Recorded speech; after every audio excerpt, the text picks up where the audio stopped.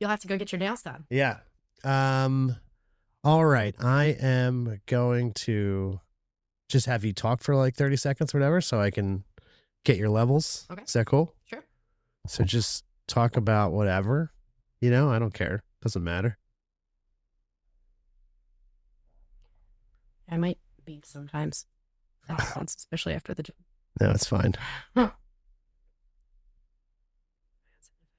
That's very exciting, actually. It was like a Mario Brothers game across the table over there. Keep saying you would think that insulin pumps after so long they could have like games or something, I mean, they have them on vapes now. I think you could buy crypto on vapes now. Vapes have better technology than my insulin pump. You know what? That sounds about right. It's the most American thing I think I've ever heard in my entire life. That's great. And depressing.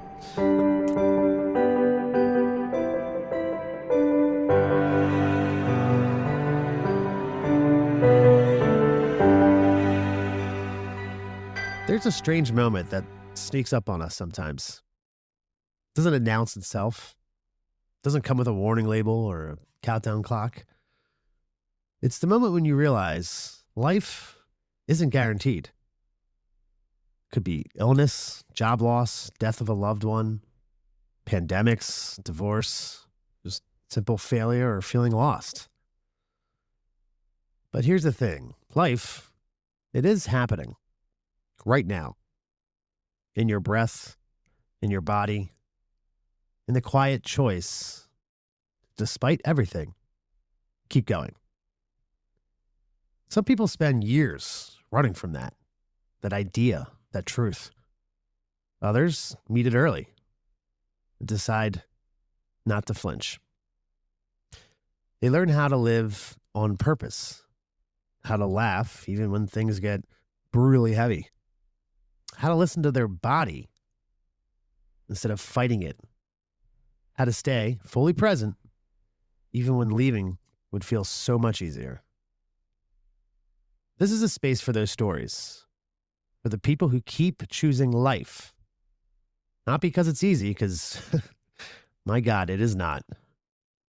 But because it is so, so worth it. For the ones who understand that strength doesn't always roar, isn't a flashy Instagram post, isn't pasted on the side of a energy drink. Sometimes strength, well, it's just showing up again tomorrow. I'm Dan Bradley, and this is Braving the Brightside.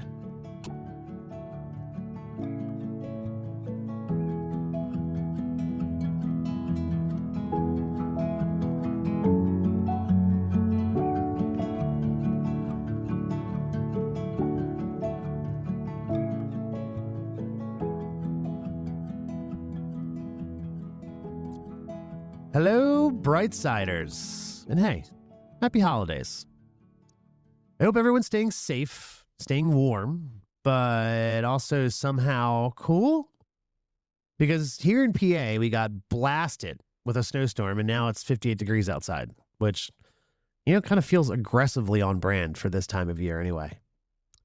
So why not? Some quick housekeeping notes before we dive into today's episode.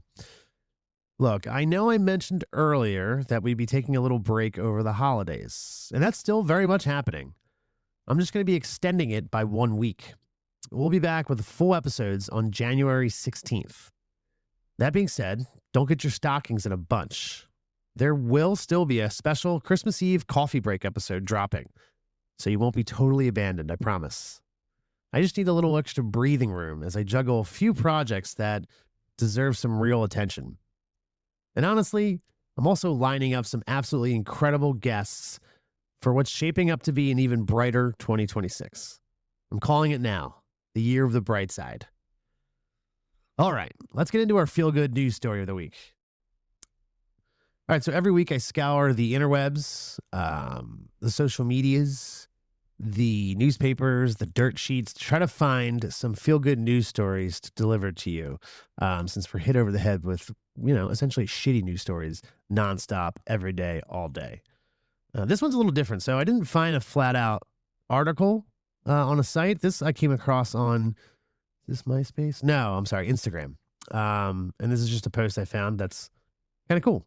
It's literally simply titled, "Here's some news to let you know that the world isn't falling apart." And I feel like that sounds like a pretty good time. So number one, I'm just going to start listing them off right now. The Chinese millionaire who gave up his fortune for stray dogs. After losing his dog in 2012, Wang Yan bought an abandoned slaughterhouse and transformed it into a rescue shelter. He's reportedly rescued over 2,000 stray dogs that otherwise would have been slaughtered, spending his entire wealth to give them a second chance. I will say right now, if I am able to make enough money and be able to travel, I am going to travel to this place because that is incredible.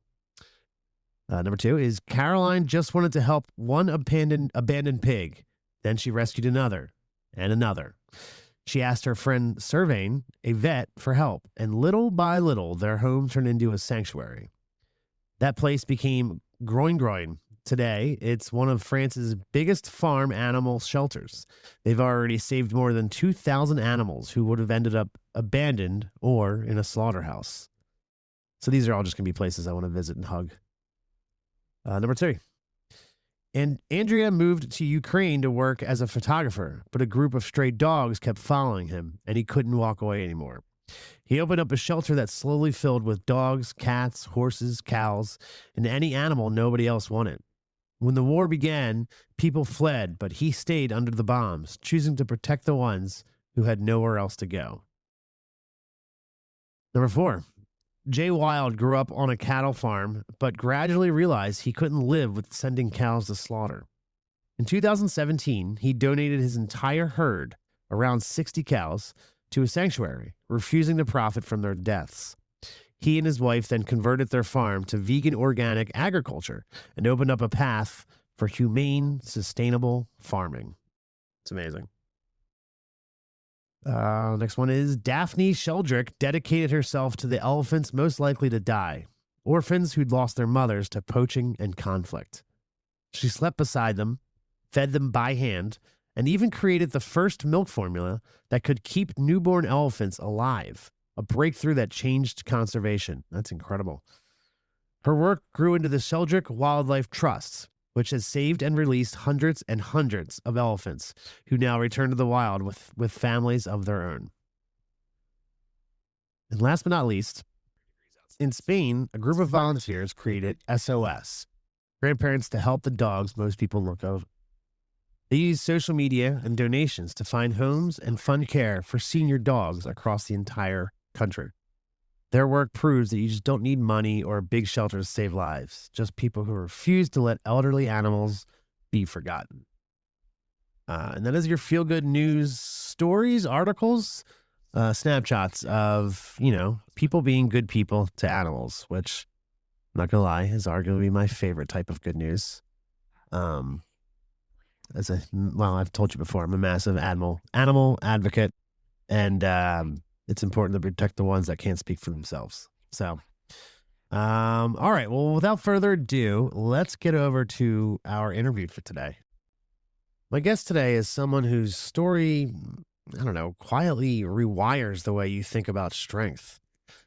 Not the loud, chest-pounding kind. Not that there's anything wrong with that, but the kind that shows up every day, even when the body, the odds, or even the moment says it would be easier not to. Maggie Henderson is a reminder that resilience doesn't always look like triumph. Sometimes it looks like humor in hard moments, movement when standing still would be so much safer, and choosing to stay fully, honestly alive when life has already asked more than its fair share. This conversation is pretty badass, it's pretty hilarious, and it's an absolute joy, and I think it's going to hit you too. Let's get into it.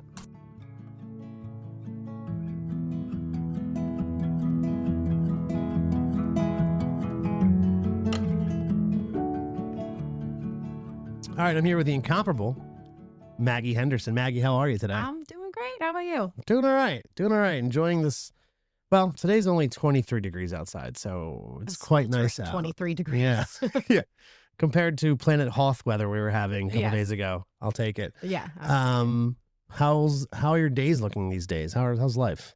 Life has been pretty good. I'm looking forward to the holidays. Yeah. I'm all set for the holidays. I got a little break from school, so I've got the most chaotic month of the year. I Mhm. have off from school, so I'll That's take good. it. Yeah. You said downstairs when I was microwaving my coffee, you told me that you started shopping for Christmas before Halloween. Yes. So you're I one of the am very type A planner as a coping mechanism. So I knew Christmas was coming. And every year I tend to start earlier and earlier because I tell myself that way I'm done sooner, but I Yeah. never really stop buying gifts. Yeah. That's my favorite part of Christmas is the giving gifts. So I just keep going. So you're just extending the window in which you buy gifts. Yeah, to but I give, get the not really. stressful part out of the way. Yeah. So then it's just the fun holiday prep. Yeah. Wow. I mean, I like your mentality behind it. I always say I'm going to start super early, but I think I just dread it all together, so I just don't do it, which is terrible. Yeah, I almost kind of envy the people that, it's like, I'll get to it eventually or do all their shopping on Black Friday. Like that seems like a superpower to me because whether I start early or start late, I'm going to stress about it the whole time. So Yeah. Black Friday seems super stressful time to do it. I refuse to go shopping on Black Friday. Yeah, good for you. I almost kind of miss the days of hearing like the fist fights in Walmart and everything, you know, but now everything's online. So and it starts like halfway through November. Black Friday not even is a like thing a anymore. season in and of itself. Yeah. So Yeah. yeah. I like that we're here to talk about fitness and your story. We're just going off about Black Friday in the beginning. Of it. It's amazing. If we're throwing down for Black Friday deals, fitness is part of that. Yeah, that's true. You're not wrong. You are not wrong. If you had to describe your life right now with one word, what word would that be? Probably peaceful. I've really taken active steps to make my own internal peace my priority. Yeah. Yeah. That's awesome. What steps have you taken? Just So I actually maybe 2.5 months ago I started therapy to deal with that's a big various one. things. Yeah. I've always been a huge I support anyone taking active steps to better themselves. And I just kind of thought, I've been through a lot in my life and I thought I was kind of ready to start facing those demons head on rather than, I'm very like beat my emotions into the ground until I don't feel them anymore. But realistically, I know how unhealthy that can be. I feel like I've done a lot of my own research over the years into, some of my own traumas and different things that I've been through. But, life brought me here and I felt like it was just time to, find somebody to kind of, I'm an extrovert. I'm very extroverted. So I like to kind of, let my feelings rattle around until I can find the right words to name them. And then I like to get them out of my head. But I wanted to, rather than just kind of screaming into the void, find a professional who could help me kind of sort those thoughts. And, so my therapist, Tracy, shout out to Tracy. She's awesome. She's very, logical and, she doesn't do the whole like, oh, you poor thing, which was really important to me. So yeah, it's been great. Hell yeah, Tracy. So, yeah, Tracy's awesome. But my fitness has been a huge fitness and nutrition have been huge things for me, both physically for my mental health. That was really an unexpected side effect of working out. Yeah. Everybody talks about it, but I did not understand until I was doing it myself, the type of peace you can find, rather than resorting to destructive patterns or, questionable decisions and things like that, that, it's a healthy outlet. I'm a doer. Yeah. So I like to find, productive ways to sort through things, any issues or anything like that. And I don't know, somewhere along the way, I just kind of realized that, I want to put myself first. I don't want to walk through life worrying about everyone else. That can come secondary. Yeah. And someone told me a couple weeks ago that my kids deserve the best version of me. Yeah. And, that's so true. They Very true. When you're on an airplane that's crashing, they say, give yourself the oxygen first before you tend to everybody else. So that's kind of where I'm at in life. Wow. Very well said. Thank you. Yeah, it's so true too. I mean, I'm sure we'll get more into it as the conversation goes, but same thing with me. It became a massive outlet for me, fitness and lifting and going to the gym in terms of channeling my energy into something that also fueled my mind, fueled Yeah. my brain. Yep. I was blown away by that, and how hand in hand they go. Oh yeah. Like you can't just, if you're not taking care of your brain and just going to the gym, like you're really half-assing it. There's also a sense of community. Like I have had days, I tell myself everyone in the gym is fighting. Everybody's fighting demons, whether it's just insecurities with their own bodies or, issues at home, whatever it is that they're there fighting. I've had days where I want to stop and I want to talk to everybody. So the gym is great for that. I can be around people while my kids are in school and everything. And I've had days where I barely want to get out of bed. Yeah. And I have had days where I'm in the gym mid meltdown, like bursting into tears mid set, but you can just focus on that thing and you're just counting, you're just focusing on the movements, and it's a nice distraction. It's like meditation. Yeah, it goes both ways. You can go there and be it for a social outlet and like really kind of just be in the element out there, but you can also go there to shut your brain down. Yeah, exactly. And just focus on each task as it comes to you, and then just breathe in, breathe out, and lift. I mean, that's exactly. Yep. Focus on that. Yep. Very well said. Well, your story is steeped in a lot of things. Perseverance, overall badassery, physical health,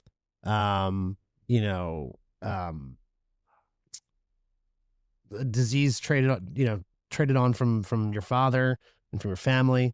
So let's get into it. Let's get into, I guess, where it all started with you, huh? Sure. Sounds good? Sounds good.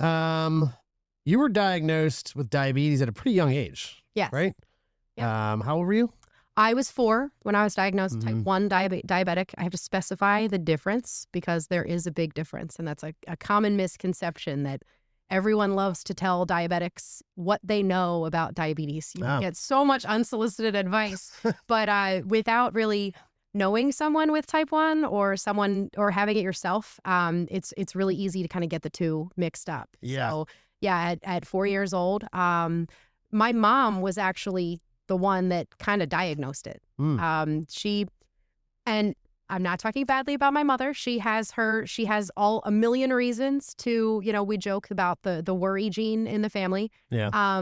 But she grew concerned because I fought with a friend over a swing. And I was just very mild-mannered. I didn't argue with my friends. But I was... So you just lost your shit over a swing, and she's like, oh, shit, something might be... I was thirsty all the time, and my ribs were showing. But the doctor's office, they basically told my mom that she was a hypochondriac. And so she said to check my blood sugar and prove it. And my blood sugar was, I don't know exactly how much it was, but I had to be rushed to the emergency room. And I was in the hospital for 10 days. And so I was diagnosed type 1 diabetic in 1994. 1994. Yep. Oh, the 90s. Oh, the 90s. They really tried not to dig too deep into what's wrong with people. They're like, Yep. It's fine. Man, so how did that... I mean, it had to be scary for you at that point. I mean, what do you remember that at that time? And I have a memory of I remember being at the doctor's office when they checked my blood sugar. I specifically, my poor mom, I just recently told her about this memory too. I remember being told they were going to stick my finger. And I thought that meant I was going to get a sticker. I didn't know I was going to bleed. So I remember freaking out. I remember going into the hospital. I have some loose memories of being in the hospital. But honestly, I don't have any memory of like being normal. I don't have any childhood memories of, not checking my blood sugar or not taking insulin. It all just seems so normal to me my whole life. That was your normal at that point. Yeah. Yeah. So what does that look like in terms of now you're going into, I guess, grade school? Yeah. So when I was diagnosed, I had 2 older siblings. So the school was actually pretty good about, I remember my first grade teacher, I was paired up with a teacher who my older brother had that teacher. So she was already familiar with kind of what was going on. But, once again, this was the 90s.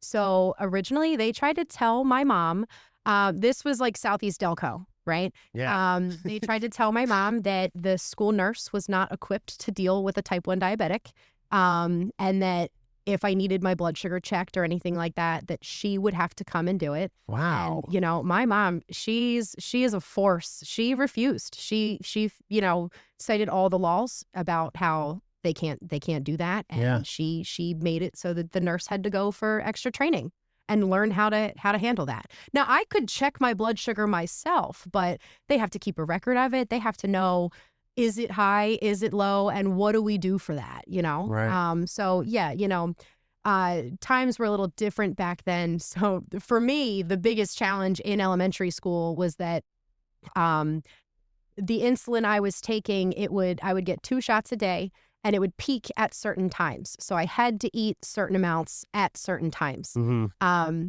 So I was the only kid in the school that had to have a snack time.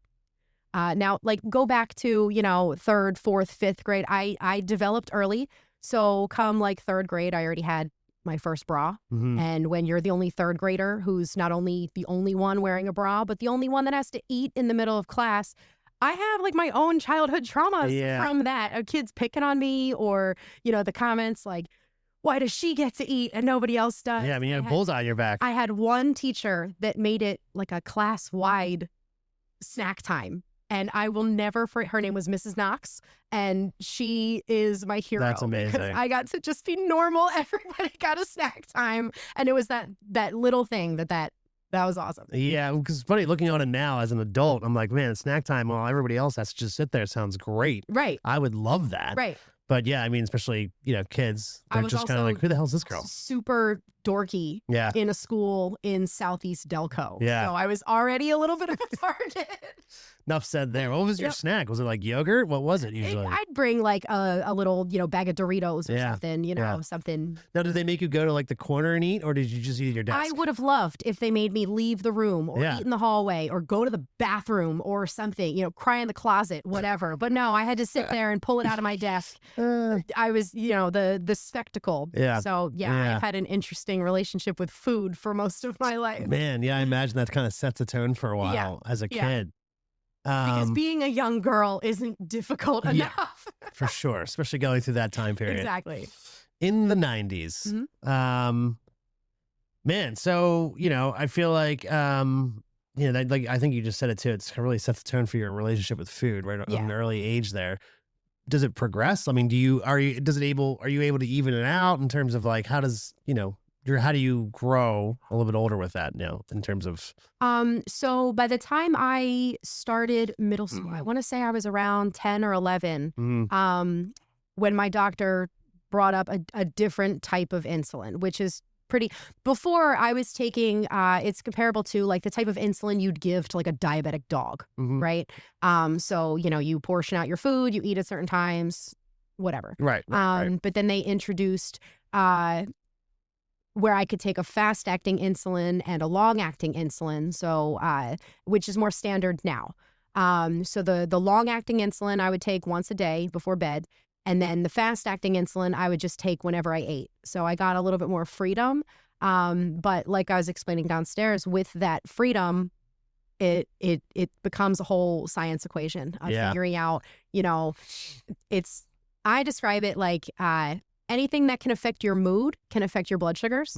So on paper, they say, you find your carb to insulin ratio. So for me, that's typically 1 unit of insulin for every 14 carbs. That can change while you're sleeping. That can change when you have your period. That can change if it's cold outside, anything, if it can affect your mood, it can affect your insulin needs. And it's just one of those things that, a non-diabetic, your body does that automatically. So, making that switch, I was kind of terrified because my mom played such a big role in my, I joke that she was my pancreas for the first 10 years of my life. Yeah, makes sense. And then you're on your own to figure this out. And then I had to start taking shots at school. So I had to it's actually really hard to inject yourself with something. Yeah. It's like your brain has this fail safe where you do not want to hurt yourself, Once I did it the first time, it was no problem. But getting there was a struggle. For some reason, it was so terrifying. It sounds terrifying. Yeah. It sounds absolutely terrifying. It doesn't hurt or anything, but to actually inflict pain upon yourself, knowing that you have to. I had been doing it for 6 years at that point. Yeah. But so, I was able to, kind of have more regular sleepovers at that point. Like I couldn't do sleepaway camps and things like that because my parents had to manage my diabetes. But so, and of course that comes, middle school is when your body starts changing. Right. The teen years. And, Right. even if everything stayed completely the same. Oh, and this is before continuous glucose monitors. So I didn't have a CGM until my mid-20s. Wow. Because I was protesting getting an insulin pump. I didn't want to be attached to technology. And, it just seemed, I think I spent a lot of my life boycotting things that I knew ultimately would be better for me. Right. Make your life a little bit easier. But yeah, but I wanted to have some sort of control over what I was, it felt like I was forced into these things. And so much of it is beyond your control. Something like diabetes, it's all day, every day, no matter what. Something like the flu could kill you if you don't take proper care, if you don't know that, you need more insulin and things like that. Yeah. Yeah, it's a lot. It makes me realize, like, when I was going to school, I was upset that I had to wear a Miami Dolphins turtleneck to school, and you're having to stab yourself, puts things into perspective for me. Like, get over yourself, Dan, Now, I will say in middle school, I remember my friend Chris, we're still friends. He got diagnosed with diabetes. And so we met in the nurse's office and we were like instant friends. I was thrilled that finally there was another one of me. And so I didn't even know his whole story with it or anything like that. Yeah. Just like, oh, wait, there's somebody else checking their blood sugar in the nurse's office. And we had the same math class. So when I saw him in there, I asked him, like, do you have diabetes? And we've been friends ever since. Bonding over diabetes. Yep. It's a lovely little story. Yeah. That's pretty cool, though. That's pretty cool. So you're starting to get the hang of it in terms of, managing it yourself at this point? Yeah. Or at least more confident, or? I think that, since it seemed so normal to me, I didn't really understand how serious it could be. Yeah. One thing that happens, your body kind of adapts to what your normal is. So for anyone, if your blood sugars are running, say, 300 all the time, that could have serious consequences. Like that's how people end up losing their toes and going blind and things like that. Yeah. But when you're living that way, you feel normal. So you don't feel like anything's wrong.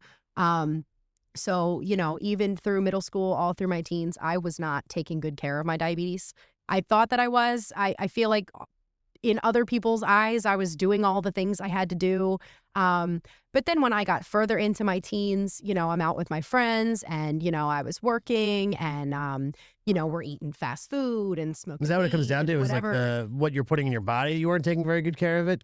It was, I was kind of, I wasn't checking my blood sugar like I was supposed to because it just becomes tedious and it just becomes, like I don't feel like doing, like what teenager wants to 100%. clean their room, let alone, go out to dinner with their friends and then stop and check their blood sugar and check it again later. And so I'd kind of, eat something and, look at a sandwich like, well, that's probably like 3 units of insulin. You know? And since you feel okay, then it's like, yeah, everything's fine, you know? But fast forward to when I was 18, the year that I was 18, I had 3 separate stays in the hospital, and one of those was a week-long stay in the ICU. So 2 were from, it's called diabetic ketoacidosis, which is where basically your blood sugars run too high for too long. Your body can't utilize the carbs that you're eating. And so instead of funneling sugar and nutrients to your cells, that's what insulin does. That sugar just spills over into your blood. For a type 1 diabetic, your blood turns acidic because it can't filter the sugar out. And that's how people end up in a coma and die, like without going to the hospital. Chances are you're just going to die. So I would wait till I got, till I was vomiting and just super sick, like for days. And twice I ended up with diabetic ketoacidosis. The one stay in between those 2 stays was from a kidney infection. So fun year for me. That was Boy, a little bit of a wake up call. At least then I was like, okay, I should probably take better care of this. But then fast forward to when I was 20, I found out I was pregnant with my son, and that was that was a total game changer for me because I didn't really understand the why yet, but I knew that pregnancy can be very serious for a type 1 diabetic. Yeah. And so I started researching it. And, early in the first trimester, like the baby's body is still developing. So not taking proper care of your blood sugars can cause things like heart defects. Mhm. So I was terrified. Like I didn't want to subject this innocent baby to something like that. Yeah, My yeah, actions. yeah. And then further 100%. along in pregnancy, the baby develops their own endocrine system. So later in pregnancy, if your blood sugars are running high, the baby's body can compensate for that. But then the problem is once they're born, like the moment they are born, if their body is producing all this extra insulin that now they're born and they don't need it anymore, they can end up in the NICU wow. with severe low blood sugars. So that was kind of my first like real serious wake up call. Yeah. I need to really take care of myself. Yeah. So that's when I first started paying attention to eating the right things and, really tracking carbs and things like that. And, all the hormones in pregnancy just make it nearly impossible anyway. I'm sure. So that was a terrifying time, but he was perfectly fine. That's exciting. Yeah, that's awesome. Yep. Yeah, I remember you saying like it shifted for you. It seemed like emotionally, spiritually, physically when you got pregnant and you realized, oh shit, okay, I need to line some things up here. Yeah, totally. I mean, it's also just, not that I didn't think anybody with diabetes, type 1 diabetes was already like on a tough path, but really puts in perspective, like, and it's just so much nonstop. So much of it can be life-threatening without it seeming life-threatening. Yeah. Like on the surface, it's like, oh, whatever, I know what people have told me that I handle it so well. And I'm like, yeah, but it's like a full-time job. It's like a constant thing, Yeah. I told you when you were setting up, like, yeah, I might beep a little bit while we're in here because I went to the gym a couple hours ago. Yeah. I mean, that's a full-time job. And it's just so ingrained in terms of people hearing about it and ingrained in the society of people having it that you don't think of it as, well, if you don't take care of it, it could just delete you. It could just end you at any point in time. And with type 2 diabetes being so prevalent, especially in the US, people, they hear things about type 2 that even those things aren't accurate. But like type 1 isn't something that I caused. I didn't do anything. It's an autoimmune disorder. Yeah. So at 4 years old, your body destroys your insulin producing cells. So, I don't think that it's not fair to ask anyone, oh, can you eat that? Like, is it poison? Yeah, I can eat it, but But I got a lot of that growing up, being the only kid going to Burger King and ordering a Diet Coke, and it's like, well, I don't have to take insulin for that. So I'm going to get the diet. This. Yeah. That's so funny. I mean, despite, so that, like you said, is a full-time job for you, especially growing up, going to school, going through your awkward phases, just as a girl going through awkward phases. And then, but then, tragedy strikes you at a young age. You lose your father unexpectedly. Yep. You lost him, especially at a young age, while trying to deal with your own health. Keep an eye on that. How did grief kind of show up for you, while you're already dealing with your own stuff? Like, how did you deal with that? At that age, diabetes didn't even, like I said, like I don't really remember not having it. So it's kind of just something that's always there, like the cold when you live in Pennsylvania. You don't actively think about like, oh, this is some horrible thing that I deal with. It's just there. It's just a part of life. Yeah. But then when I was 13, my dad died very suddenly, like dropped dead.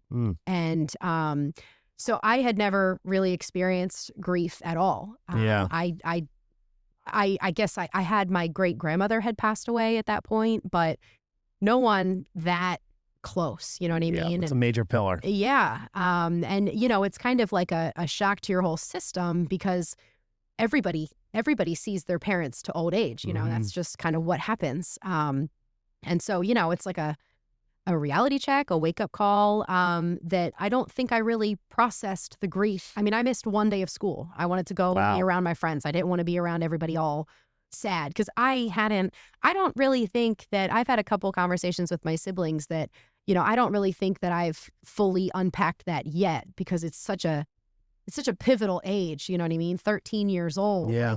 Like, you're not quite a kid, but you're not really an adult yet. You're barely even a teenager at that point. Exactly. But so a lot of it is a blur.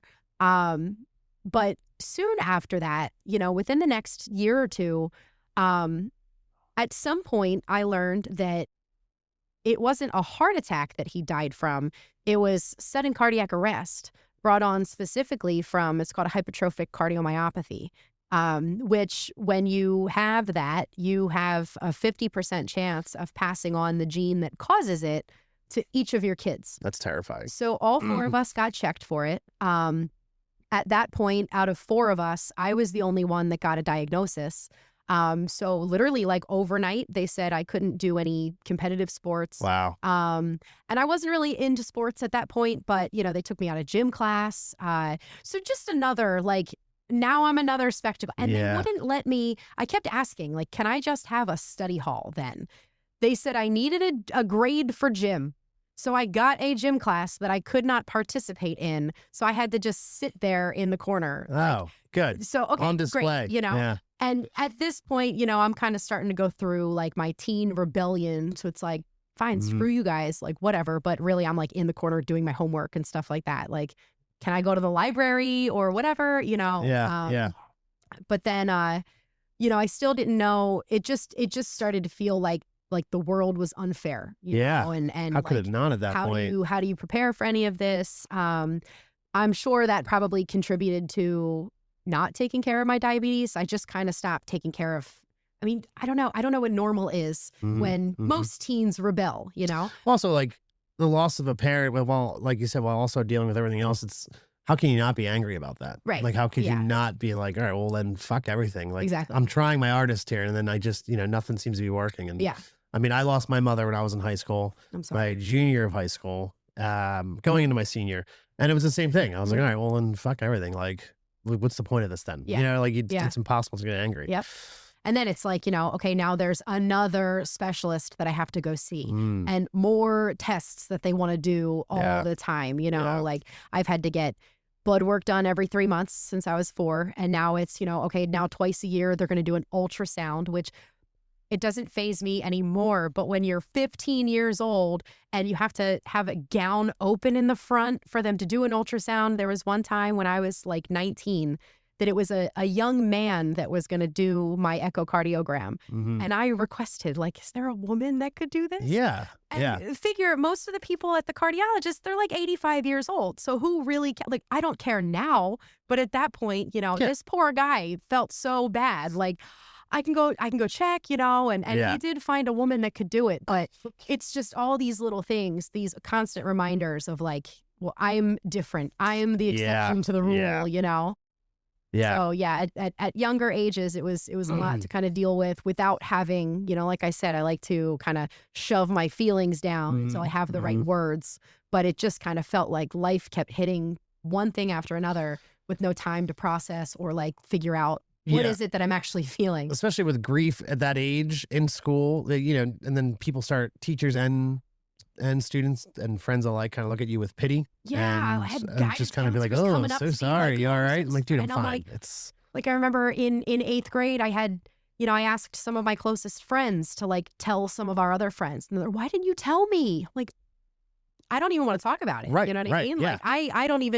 I don't even want to be here. I don't even want to have this conversation. I just want to have a normal day. Exactly. I want everybody to just act like nothing happened. Yeah. I'm tired of crying into my Doritos. Exactly. Please don't bring this up. Exactly. Yeah. I feel that 100%. So, I mean, that's also had to be really scary for you. Be like, hey, guess what? This genetic disease now has 50% chances is in you, I imagine that had to been terrifying for you at that age, or was it just kind of cool, another thing? Why not? It literally felt like, oh, great. What's one more thing? Right. You know what I mean? Right. Because I already kind of felt like the diabetes, everybody acts like it's this big serious thing, but here I am living with it, half-assing it and doing just fine. So then I'm like, okay, this is just another, doctors are overreacting and, yada, yada, yada. All these different, they're going to do all these tests and everything's going to be fine. And I kind of had it in my head well, my dad was 44 when he had a cardiac arrest episode. So I don't have to worry about it until I'm at least that age because I'm taking the beta blocker and I'm going to the doctor, which are both things that he never did. So, I figured, well, if he died when he was 44, I don't have to worry about it till then. Right. I got some years left. Yeah. What's the point of exactly. rushing any of Yeah. this? So what does the rest of high school look like for you? So high school kind of went, I kind of I was over high school by the Yeah, I'm time I sure was you like were. 16, honestly. I was going, but I slowly kind of stopped caring about high school. Yeah. Looking back, I was probably in a phase of grief and trauma and all these things Yeah. that felt really, I didn't really relate to a lot of my peers because they're talking about like, oh, my mom grounded me. And I'm like, Yeah. that sounds horrible. Like, okay, So I just didn't really relate to a lot of that normal teenage stuff. And I was so ready to be grown, honestly. Like, that's how it felt. Like, I just wanted to be on to the next thing. So I actually ended up, my senior year, I really was not, I was skipping school a lot, Yeah. smoking weed with my friends and stuff. Phoning it in. I ended up dropping out and I got my GED that summer. Oh, wow. And by the end of the summer, I was registered in community college. Yeah. Then got pregnant with my son at 20 and, now I'm back in community college to finish that. Yeah. So my life has not taken the normal path, but, we've all got our own trajectories. So. Yes, we do. And there's not one single route, like Right. there you go. Okay, this is what I did. And then Yep. everything turned out fine. There's many, many different paths. And If I could go back and do anything differently, I don't think that I would, honestly. yeah. I mean, it sounds like you did the best you could with what you Right. had to deal with Yep. in high school. Yep. Especially with the physical shit and then the trauma Yeah. of it all as well is massive. I do like in your story when you wrote to me though that you found music. You kind of slipped Yes. into music, and that seemed to bring a lot of calmness to your soul. Yeah. So my dad played guitar. Very cool. I had asked him if he would teach me how to play House of the Rising Sun. It's a very simple song to play. And he was going to teach me how to play the weekend after he died. He was going to teach me. Wow. It's a couple chords. It would have been super easy, I want to say, I'm pretty sure he died on like a Thursday. So that like Friday, we would have been going to his house. So I guess I was 15. I was 13 when he died. Around 15, I started taking guitar lessons. Did guitar lessons for a bit.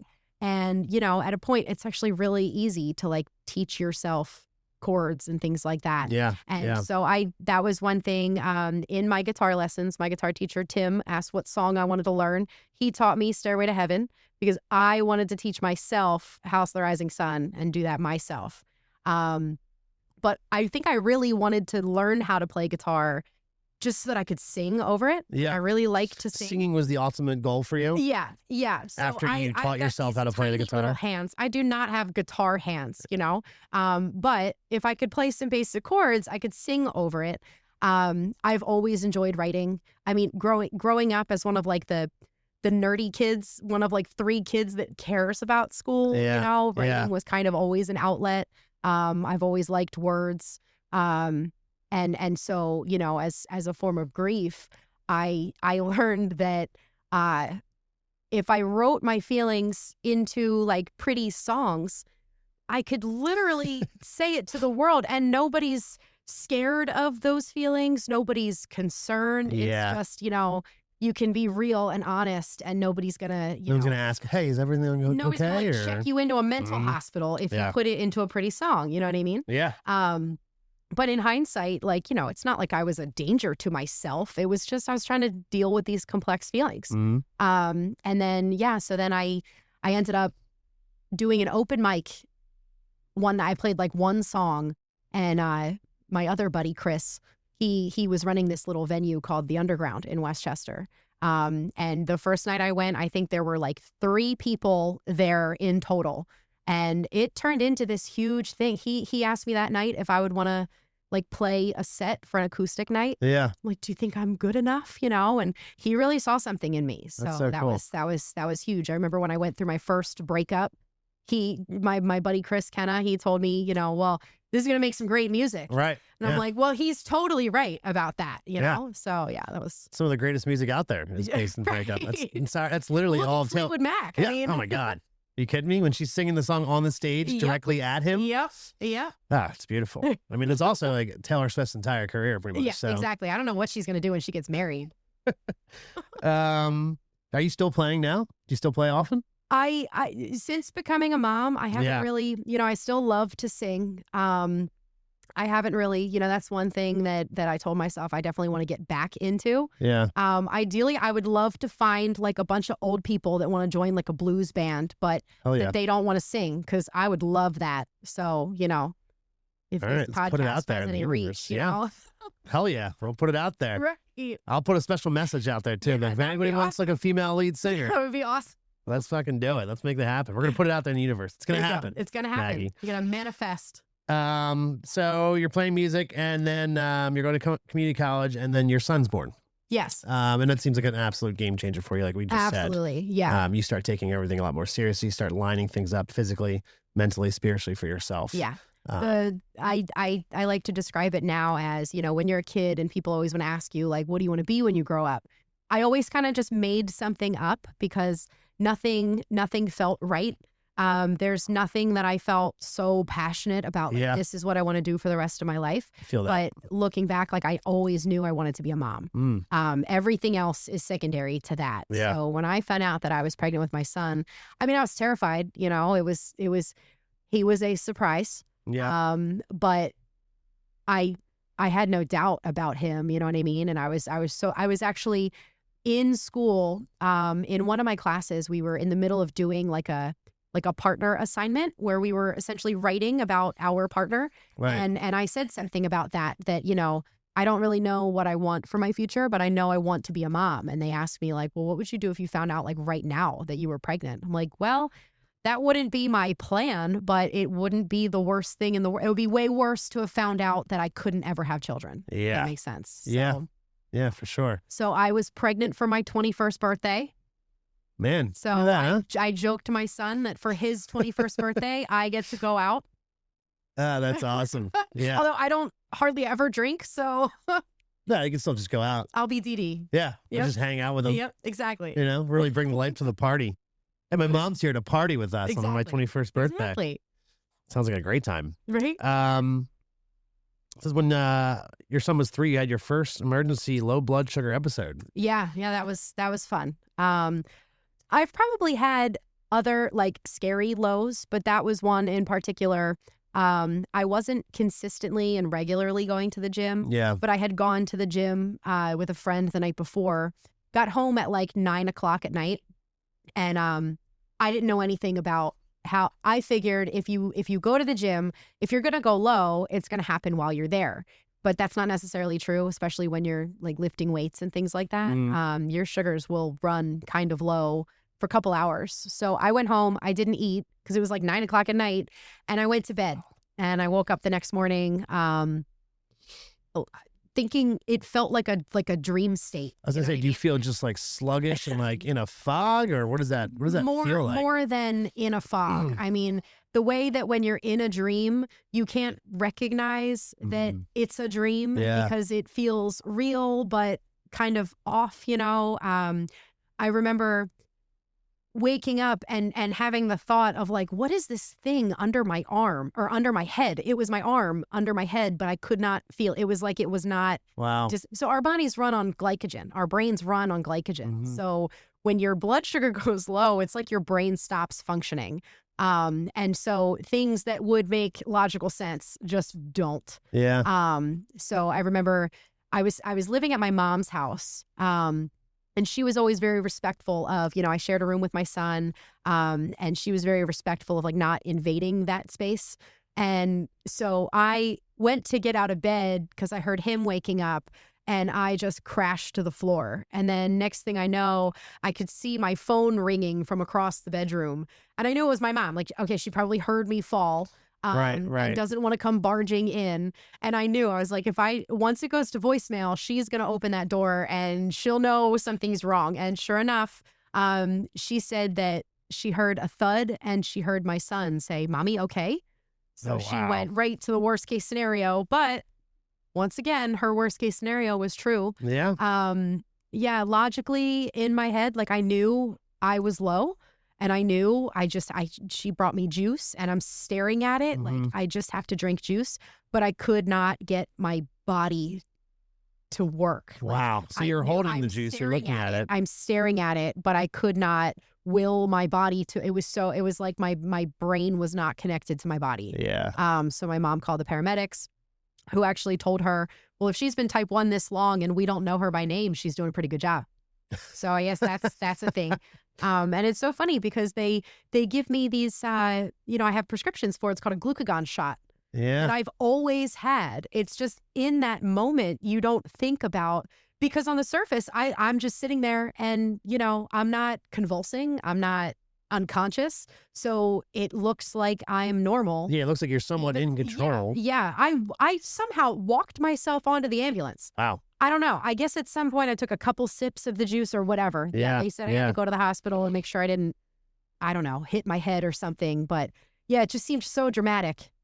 Wow. So dramatic. Yeah. So after that was actually, I let my blood sugars run high for a while. And then the next time I saw my endocrinologist, I explained, like, my A1C is going to be high. I'm so terrified of going low. And that's when she told me about CGMs and the insulin pump. And, I know that you said you don't want an insulin pump, but, they have this sensor where you can just press a button and see what your blood sugar is doing. You can set alarms to go off. And I don't even know how long CGMs have been around because I hadn't ever heard of that until that point. So what is that anyway? Is that it's like it attaches to you, right? Yeah. So if you've ever heard of like the Dexcom, yes. That's sort of like the Apple, the iPhone of CGMs. Okay. I have the Medtronic brand, so you can see the little bump here on my arm. Yeah. It communicates to my insulin pump so that, I know nobody can see this, but like I can press a button and you can see my blood sugar is 132. Yeah. And it'll also tell you if it's rising, if it's falling, and how quickly. Now it's supposed to be accurate within like 50. And if I'm climbing really, really fast from like 130 to 150, it still might give me 3 up arrows. Yeah. But it doesn't tell you how far it's going. So, and it lags by like 15 minutes. So it doesn't use blood. It's called interstitial fluid.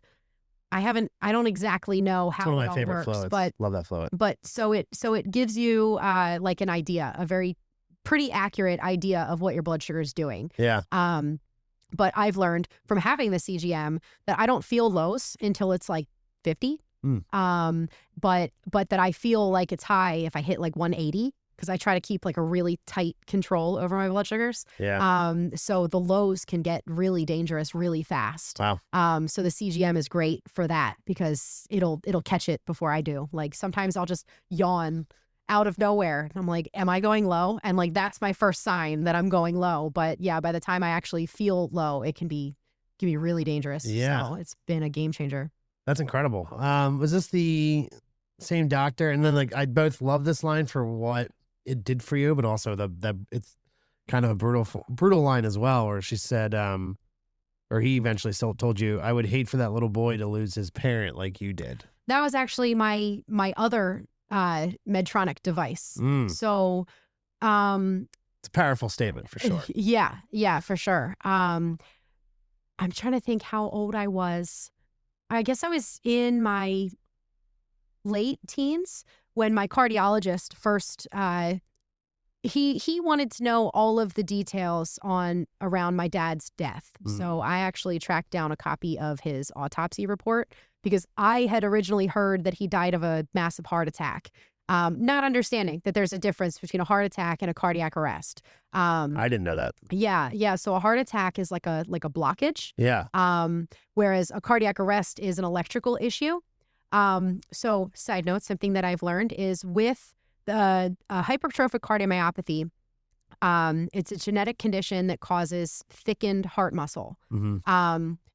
That thickened heart muscle can form scar tissue, and, electrical signals are essentially what make your heart beat, beat appropriately. But that scar tissue within that thickened heart muscle can create a current. So it can make your heart rate go like super crazy fast and you can go into cardiac arrest and just drop dead. So my dad had never gotten a proper diagnosis. He wasn't seeing a doctor, anything like that. And so when I found out that it was actually a cardiac arrest, he jumped right onto with a couple other factors. Like, I have the condition. I had some episodes of passing out, which were really, I know they were more related to not taking care of my diabetes, but he was like, we can't really say one way or another. But also the fact that my dad died directly because of the condition. Yeah. He started recommending that I get, it's called an ICD. So it's a pacemaker and a defibrillator in one, which for years I said I didn't want it, and that I didn't want it because I didn't want a scar across my chest. Once again, I think just like with the insulin pump, I wanted to have some control over my health conditions. Yeah. It just felt like I had no say over anything. And then, when I was pregnant with my son, he flat out told me, no one is going to perform surgery on you when you're pregnant, but I'm letting you know right now, as soon as that baby's born, I'm going to start harassing you right all over again, Yeah. And then finally, I want to say I was like 25, 26. That was kind of when I really started paying close attention to, like, all right, I need to stop like thinking that I'm invincible. And maybe I should just use the technology. Like, why not, Right. So I got the pacemaker surgery. And then it saved my life when I was 32 years old. Wow. Yeah. So that was when he flat out told me, that he would hate to see something like that happen to my son, that that you could prevent if the same thing happens to you. But I was still thinking, but I don't have to worry until I'm in my 40s. Right. Until I get to that same scary age that lined up with my dad. Why would I worry about this? I'm taking care of everything. Yeah. Well, let's go into that scary moment. Yeah. Sorry, I'm also going to your story as well. Right. But you're really good at writing. Did anybody tell you that? Thank you. Yeah. Phenomenal read. I was trying to go in chronological order, but there's so much. Okay, here. April of 2024. Is that when shit got crazy? February of 2024. February of 2024. No, 2022. Okay, so 2022 is you were at the gym with your son. Yes. It was President's Day. President's Day. School was closed. Yep. So you took him with you. He was at the gym with me in our apartment building. And I hopped on the elliptical like I do I was doing that every morning. Yeah. And I felt, like I just said, I had instances, like I've passed out before, so I felt kind of lightheaded. And so I stopped the elliptical, and I remember thinking, I want to sit down, because he was 10. I remember thinking I want to sit down in a way that isn't going to alert him. Like, I didn't want my son worried about me. Yeah. So I was thinking I can just sit down and kind of gather myself. And then, I thought I was just feeling lightheaded. And then next thing I know, I'm waking up surrounded by paramedics. And my first thought was like, something bad happened. Yeah. Because, I've passed out before when my blood sugars were out of control, but I knew that my blood sugars weren't out of control. So something abnormal happened. Yeah. And the paramedic that was talking to me, he was explaining like, oh, I'm also type 1. They gave me glucagon. They assumed it was a blood sugar thing. So he was explaining to me, have you ever had glucagon before? You might feel kind of sick for a while. You might have to, you're going to want to check your blood sugars. And I'm like, okay. Like, that's weird, because my blood sugar wasn't low when we came down here, and I had only been on the elliptical for like 3 minutes. Yeah.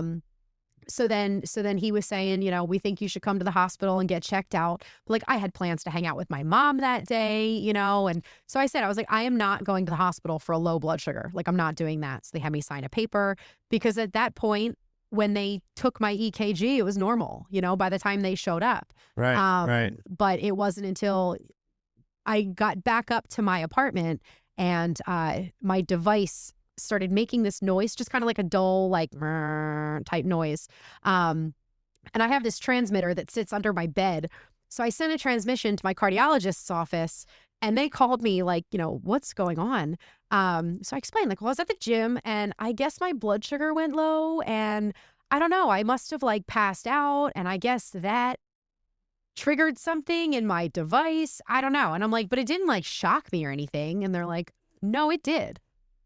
Like, oh, okay. And they're like, you need to go to the emergency room like right now. And I'm like, okay. okay, and I'm still thinking like a low blood sugar made it shock me, I was so confused. So, they're like, is there someone who can drive you? So, I got a ride to the emergency room. And how are you feeling at this point? Like during all of this? Surreal, like both surreal, and I'm still thinking like somehow my blood sugar went low and made my device shock me inappropriately or something. Like I was still. Have you ever passed out before? It's really disorienting. Yeah. You know what I mean? Yeah. But then also dealing with now my blood sugars are going crazy because they gave me glucagon, and it was just so much. Gotcha. I'm thinking I'm going to have a nice day at the gym with my son, and then we're going to go hang out with my mom, and now I got to go to the emergency room, and it just seemed so dramatic. Yeah. But so then in the hospital, the doctor comes in, and I'm telling him this whole story, and he says, do you mind if I listen to you? And so I said, oh, I love when men listen to me. And so I'm still joking around. And then he starts, going into some medical jargon about, whatever. I forget exactly what he said, but I asked, like, so is that, it did shock me? He's like, yeah. And I'm like, appropriately, he's like, yeah. I'm like, did I go into cardiac arrest? And he said, that's a kind of outdated term, but yeah. And he's like, yeah. So you went into a version of cardiac arrest. I guess they call it something else or something. But he said, yeah, if you didn't have that device, you wouldn't be here right now. Wow. And that's when it all kind of clicked at once. And I'm like texting my mom, like, apparently I went into cardiac arrest and like my device shocked me. And, it just seemed so surreal. Like, I thought I had till I was at least 44. And here I am at 32 years old. Man, here we go. Yeah. I had a follow-up cardiology appointment after that, where at the doctor's office, they have this machine where they can basically go into my device and collect all this data. It's like constantly recording. It's pretty cool. And so I asked if I could they pulled up the moment that I had that event. My heart stopped twice. It shocked me, brought me back. It stopped again. It shocked me back. And then I was in a normal rhythm after that. Wow. But I asked if they could print me a copy of my EKG from when that happened. So I have a printout of the actual EKG report from when my heart stopped. No shit. Yep. I mean, that's got to be kind of inspiring in a way, right? To have that. I told my electrophysiologist, like, that's kind of cool. He's like, this is not cool. I'm like, it's not cool that it happened. Well, no, yeah. But it's cool. Like, I'm a huge science nerd. So the fact that, like, I can collect all this data on both my diabetes and my heart, and then I've got these physical something as evidence of it. Like, I think that's kind of cool. That's learning more about what is actually happening in my body helps me deal with it better. So like that, the doctor said, I mean, at this point, then are you looking at surgery? I mean, at this point, you get surgery at some point, right? Like at some point I do, but no, at this point I went to my doctor and I had a list of like 20 different questions. And one was, does this affect my life expectancy at all? And he said no, that with the condition that I have, you're kind of always at the risk of a sudden cardiac arrest. Right. Now, I didn't start going to the gym every day until the summer after COVID. Mm. And so a lot of things I was doing because other people did them. Like, so I was using pre-workout every morning. And I asked in the hospital, was this caused because I used pre-workout? And they said, well, we can't say that it was from that, but it didn't help. Probably did not help. So I stopped using pre-workout, and that's definitely a thing that could. Do you drink coffee now instead, or? I drink coffee, but I don't drink like a ton of coffee. You know, like I'm happy with one coffee in the morning. If it's a really long day, maybe another one in the afternoon or something. But I'm always kind of monitoring my heart rate, and I like to exercise, but my guideline is if I'm doing cardio to the point where I can like feel my heart pounding, even though it's not life threatening, I'm gonna ease it up because I don't want to. I am still a little bit scared that maybe I might do something I'm not supposed to. Yeah, that's wildly understandable, for sure. All right, so let's fast forward to 2024 of April. Yes, April 2024. Classic Maggie, your heart starts to crash out at some point, right? Yep. Yeah, everything's got to be dramatic, right? Yeah, so your heart was beginning to obstruct blood flow out of it, and you were looking at surgery at that point, right? Yes. So where that the hypertrophic cardiomyopathy, where that thickened heart muscle presents is where the blood is pumped out of your heart. So there's all types of, figures and things that they measure when they do every year I have an echocardiogram and they take different measurements and measure the thickness and things like that. And I was told at the time that I was diagnosed that, if it were to progress and get bad enough, that there's a surgery they can do where they basically shave away some of the layers of heart muscle. So once again, I'm thinking like, okay, so what? In my 50s, I might have to maybe have a surgery or something like that. Right. April of 2024, I had an echocardiogram, and my cardiologist called me. He's like practically part of the family at this point.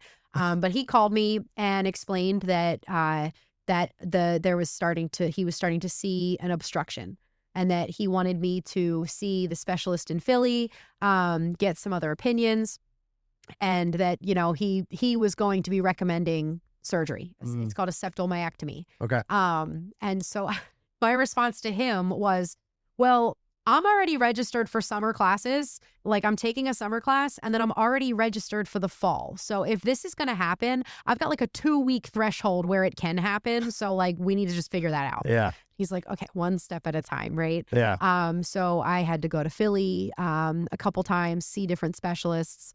And I felt like everybody was kind of like talking around me, like I got so frustrated a couple times because I felt like they were not giving me a solid answer on if I was going to have surgery or not. And now I'm like, every visit, I'm getting closer and closer to that window that I can, if it can't be in that window, I have to reschedule because your entire life. Life. Drive for 3 months, and it just derails it also everything. speaks to that you want to be in control of your life, because your entire life has been dictated by this. So finally, they explained to me that normally that thickened heart muscle, it presents as like just under your aorta, there would be kind of like a little bump of that's where the thickened muscle is. It's like a bump that they go in and they just kind of lance that bump, and then easy peasy. But for me, it extended all the way down my ventricle. So the top cardiac surgeon at Philly, which is a center of excellence for this condition, said I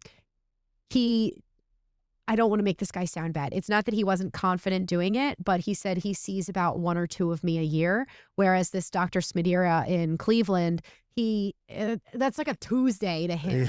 He has literally like written articles about this condition. You're in much better hands going to this guy. That was this doctor's mentor, is this Dr. Smidira. Oh, okay. He's like I'm in a cardiomyopathy group on Facebook that this Dr. Smidira is like a celebrity. Like everybody posts their selfies with him and stuff. Like he's fantastic. But so then we went to Cleveland. My mom and I, we were in Cleveland for like a week, and once again, I mean, they told me that I'd be in the hospital for about a week. I left on day 4. I joke that they got too sick of my antics. They didn't want me there anymore. But you were racing other patients, right? I was challenging nobody else other wanted to race. Racing, I figure, so since it's, everybody that was in that same floor, that same section of the hospital, they were all there for heart surgery. They've got the Cleveland Clinic is beautiful. They have a whole campus set up. So like the hotel we stayed in, anytime we went to the pool or went to get food, everybody there was gearing up for some heart procedure. Yeah. So I got to talk to people. My mom got to talk to people. It was great. That's pretty amazing. And so I knew that everybody, when I came out of the ICU, they said they wanted me up out of bed and moving as much as possible. So I would get up, and it was a slow process. Everything hurt horribly. Oh, it was so hard to get out of bed.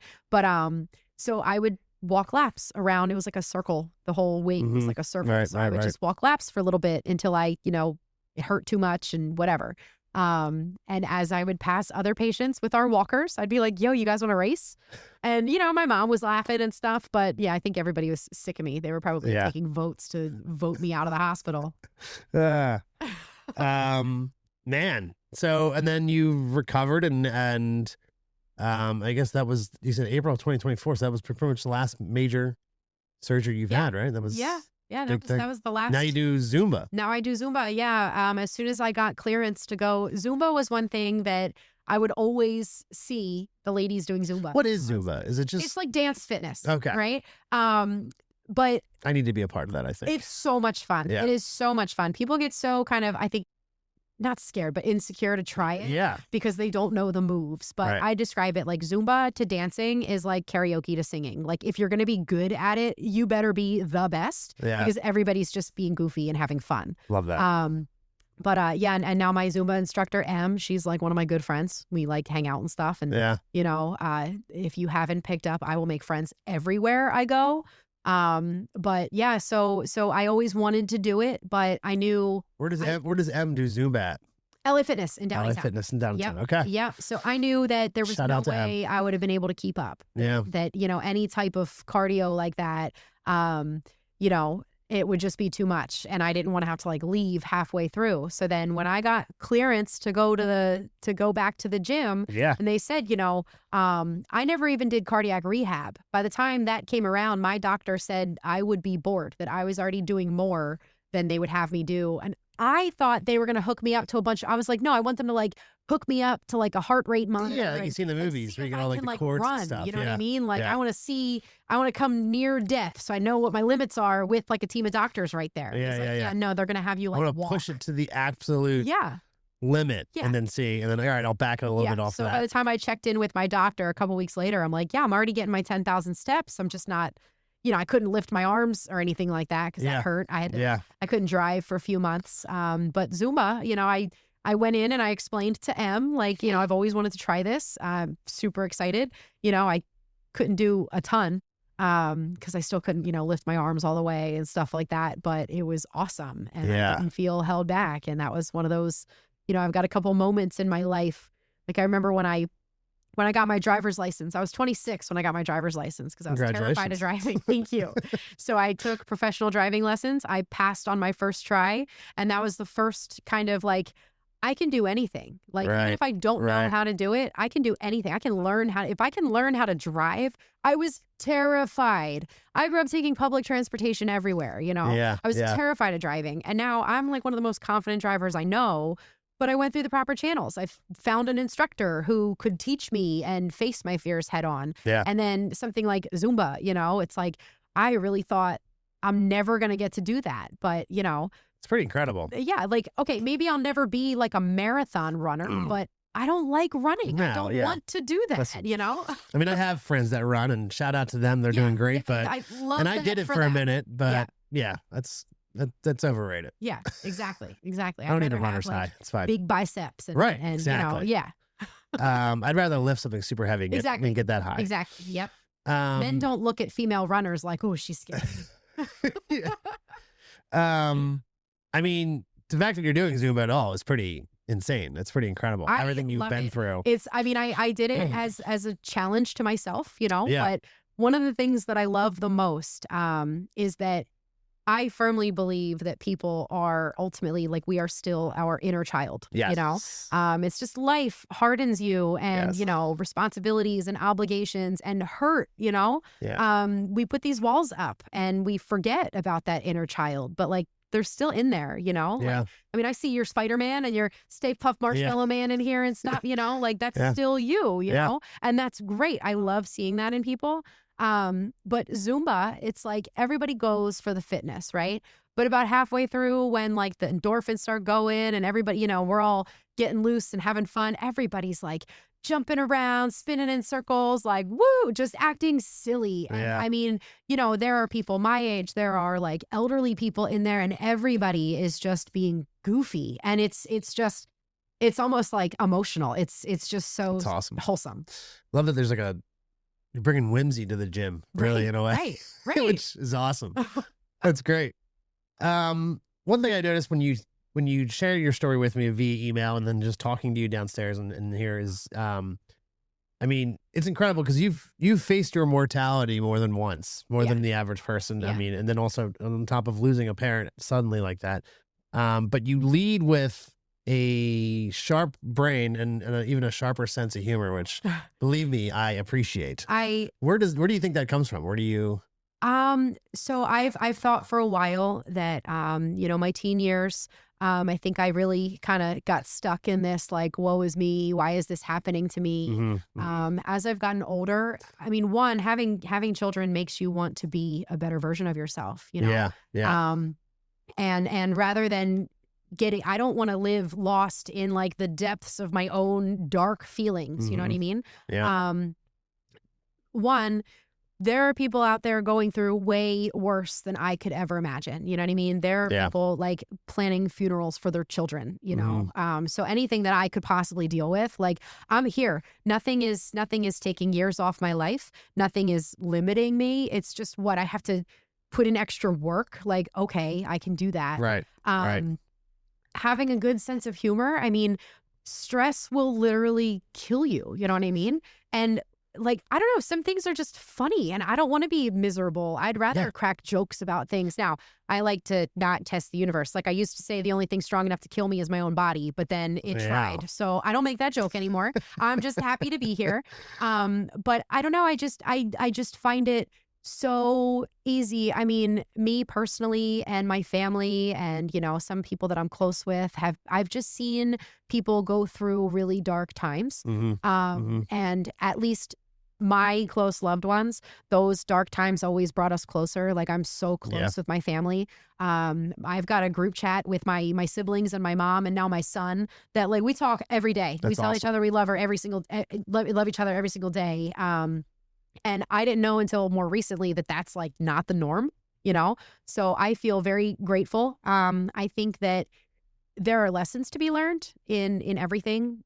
Any bad experience you could have, there's always something that you can learn from it. And I mean, I feel blessed that I got to face my own mortality at an age where I'm young enough to actually do something with that lesson. Like I'm not on my deathbed, so I can still go live a full life. 100%. I'm only 35 years old. I can live a full life and make it whatever I want. I could make a couple life detours if I want to, like there's plenty of time left. But at the same time, it's like, I could leave here and go get hit by a bus right outside your neighborhood. You know what I mean? Like you just don't know. But the one thing we know is true is that like death is coming at some point, we get a limited number of years. This party's going to end at some point. Yeah. So like without knowing how long we have on this earth, like live it up, and for me, something that matters most to me is trying to have a positive impact on people. I teach my kids that you should always try to leave people and places better than you found them. Yeah. So if you find a piece of trash on the ground, it doesn't matter if it's yours, pick it up and throw it away. If you see somebody who's, having a rough day, it doesn't matter if it's your fault. There's always something you could do to make it better, even if it's just like not being an asshole. Yeah. So true. I think a lot of people could look at life that way, for sure. Yep. Well, after everything your body has carried you through, what does, you kind of said it earlier, but what does living fully really mean to you right now? I think I was having a conversation the other day where I was talking about how, I think a lot of people, when you talk about what age do you feel like in your mind, a lot of people tend to say, 18 to let's say 30, like that's how they feel, even if they're 85, like they mentally feel. And I think that a lot of that comes down to, at what age did you feel the freest or the most carefree, you know? And so that's the age that they identify with because that's where they felt like the high point in their life. And I don't really think that I've hit that yet, I'm kind of curious to see. That's pretty awesome. Yeah, like That's I'm kind of curious to see what my life becomes. Yeah. I spent the last decade saying that I was bad in math because I didn't do too well in my last math class in high school, over a decade saying I'm bad at math. I just finished pre-calculus in my college classes with like a 97%. Damn. So like that's not someone who's bad at math. No. I just changed how I talk about myself. Yeah. I don't find math as interesting as English or science. So it takes a little bit more mental stamina, I guess. Yeah, for sure. But I'm not bad at it, So yeah, I'm kind of curious to see myself what living my life to the fullest looks like because, I'm not like full of myself or anything, but I know that, I can kind of learn to do anything. Yeah, it seems like you So, can do some shit. yeah, I don't think anything's holding me back. Yeah. And, Yeah. I want to build people up. I want to spread sunshine. There you go. That's kind of what we're trying to do here on the podcast. So this is perfect. What do you, if someone listening is living inside a body that they don't fully trust, or they're just going through it kind of like you did, physically, mentally, whatever it is, what would you want them to hear coming from your own story? So number one, first and foremost, I have a lot of respect for doctors, but just because someone can go to med school and get a doctorate does not mean that they know everything. Everything is all connected. So, be your own advocate. Yeah. And, your doctors work for you. I have frequently told doctors, you only make money off of me being here, and I only pay money to be here. So you don't work for them. They work for you. I'm not saying be a jerk about it, but like you have to be your own advocate because they don't always know everything. So if you feel like something is wrong, if you feel like you're not being heard, you can fire them. And that's just how it is. But second to that, I would say, our physical bodies are such a small portion of who we are. Like we are not our bodies. Your mind and your heart, your soul, like that's who you are, So if your body feels like a prison, it's only a physical prison. And that's only such a small percentage of like what your whole existence is. Does that make sense? Yeah. So if you have to do more, then do more. You know what I mean? You owe it to yourself. Maybe the person next to you, it seems like, well, they don't have to, count carbs, or they don't have to do this thing that I do. It's so unfair. But I mean, there's lessons in everything. You know what I mean? I don't know anybody else who has an easier time with with the bulk and cut phases than me, because I'm already cutting carbs. So like, I'm not missing anything. Do you even bulk? Are you able to bulk? I have done bulk phases before, but it's very difficult. When I worked with a coach, I had to tell him, like, I cannot eat that many carbs because I can't keep up with it, So it is very difficult, but I know that the cut phases are always harder for people. Yeah. But that's like, I do so much better with that, you know? So you can shift your perspective. You can either sit there and think the world is unfair and woe is me and, I'm stuck in this prison and, oh, it's so hard on me. But like, you have to choose your heart, You can either do the things and focus on your own mental health, but you're not in competition with anybody else, It's literally you and only you, You're not in competition with anybody else. So if someone else, you think they have it easier, they don't, because your hardest thing is still your hardest thing. Right. So whatever, you can change your perspective on life, Yeah, so true. I saw a guy at the gym one time. He was in a wheelchair. He had no legs, but he was doing upper body. You know what I mean? So like you can choose. You can choose to just sit and wallow or do something about it. I love the line, comparison is the thief of joy. Yes. And I think that extends well past just, being jealous of somebody or being at the gym and being jealous of someone's progress or whatever. I think in terms of just in everyday life, just if you just focus on what you're doing and what you're accomplishing and what you're capable of, you're going to be so much happier. Yeah, for sure. And I mean, one thing that I love about the internet is I'm in a Facebook group for like every aspect of my life. I'm a people person. So, that helps me. Like I'm in a group for moms who have type 1 diabetes. I'm in a group of people who, have had a cardiac arrest. I'm in a group of people who have the same heart defect as me, in addition to like the mom groups and, different hobbies and stuff like that. But sometimes that's all you really need to feel a little bit better about something is just finding other people and knowing that you're not alone. But, our bodies don't go with us when we die. So that is just such a small portion of who you are. So, it doesn't have to hold you back. You can still do all the things you want to do. Like I said, I'm not going to be a marathon runner, but I can still exercise and eat right and, do all the other things. Yeah, that's good shit coming from you, from everything that you've gone through with your body too. That's incredible. What does Braving the Brightside mean to you? I think it's really hard to be openly positive.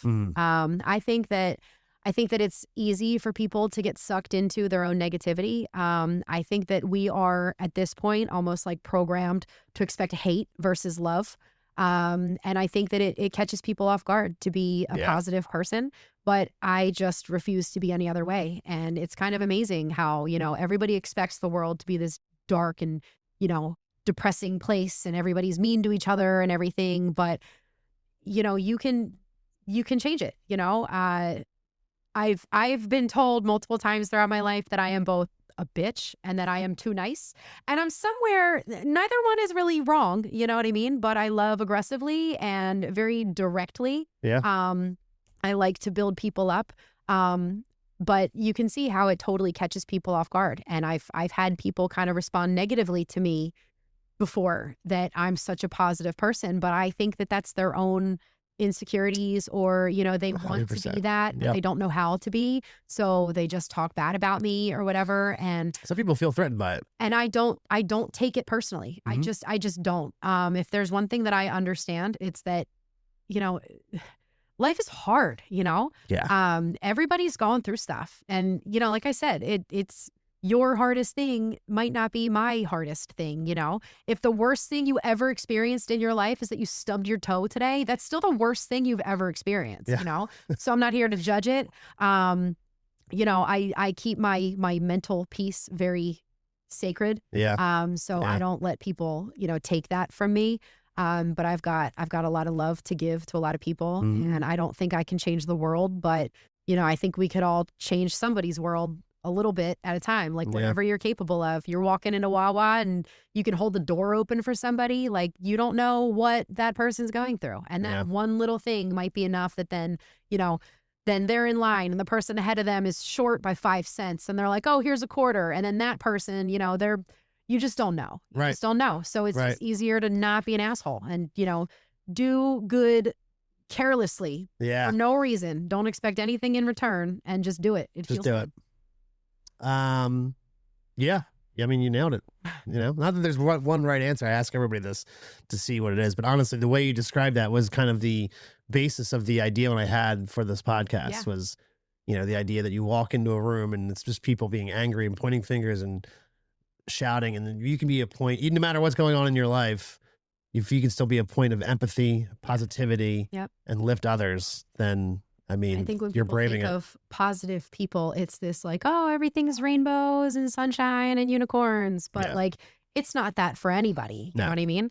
But be kind anyway. Be cool. Be nice. Empathetic. Like, I've said for a long time also that I can look at anybody in any life circumstance, and I know that I am simply a series of circumstances away from being that same exact person. So true. Take someone that you think, oh, that could never be me, but it could. It absolutely could, because you don't know what life circumstances brought them there. So 100%. Instead, I'd rather, I am grateful that it's not me, but what can I do? I'm not going to put myself out. I'm not going to do something that would tax me to a point that it hurts me, you know. Right. But I have empathy for everybody. Yeah. Yes, you do. That's beautiful, Maggie. Well, thank you. What a story. What an incredible story. Oh, thanks. Yeah. It's my life. Yeah. Well, it's funny because you say that, because I think one line that I really liked, you said that was like, people say, I'm an inspiration, you're an inspiration, or, you work hard, you do this, and you're like, I'm just trying to survive. I'm just trying to, I'm just living. trying to have a good time and live at the same time. Yeah. Which really we're all trying to do, and that's great. Yeah. So it really puts things in perspective. I don't just want years on earth. I want quality years on earth. Like, I hope to live my best life. And then, I've said to all my friends that if I one day get killed, get taken out by a bus, I want everybody to have a good time, because I'll be sitting there like, it wasn't my health problems that took me out. That's a win. Right. Listen, if somebody does want to recruit you to be their lead singer, where can they find you? How do they? I guess my best way would be my Instagram is everything's private, but it's less private than like my Facebook. My Facebook is I don't even know if you can search for me. But it's Miss Maggie 210. Okay. MISSMAGGIE 210. All right. My birthday's February 10th, so it's easy. Also, if anybody wants to have you on their podcast, or possibly get your story That would out be there. awesome. I love to talk. Because, so yeah, I mean, you're pretty good at give it. me a space. And your story is incredible. Well, I mean, thank you. you know, it's a unique in terms of who I've had on this podcast so far, in terms of, you know, I've had people from all walks of life, grief, you know, addiction, depression, all this stuff. Yep. But, you know, for your own body to kind of be battling against you in a way, you know, to a certain extent. And then, you know, tragedy kind of popping up here and there. And for you to keep going, and not even just keep going, but thriving and going to the gym and keeping yourself educated, keeping yourself healthy, you know, 2 kids, and then also, you know, killing it in Zumba. Zumba. You have to try it. I'm going to try it. You have to try it. I'll try it at least once for you. See what happens. Yep. Yeah. And then you're going to be addicted. And if you get embarrassed having to tell people, yeah, I do Zumba all the time, just be like, oh, she made me. I will 100% be saying that. Are you kidding me? Exactly. Well, this has been fantastic. Yeah. Thank you so much for coming on here and telling your story. Of course. Do you have any questions for me or anything before we go? I don't think so. This Sure. this has been an awesome opportunity. I love the whole idea of just spreading positivity. I mean, it's just great. Yeah. Yeah, it feels good. Yeah. The connections I make, like getting to have you over here and talk and hang out is fantastic, and to be able to put some light back out into that world and hopefully cover some shadows. If it's difficult finding people to be on your podcast, you should just post pictures of your dog. All right. I'm just saying. Yeah. You heard that here. Yep. It's another person that loves Vigo. Well, Maggie, thank you so much for stopping by. Thank you so and much. listen, have a happy holidays. Yeah, you too. All right. You take care. Yeah, you too. Bye.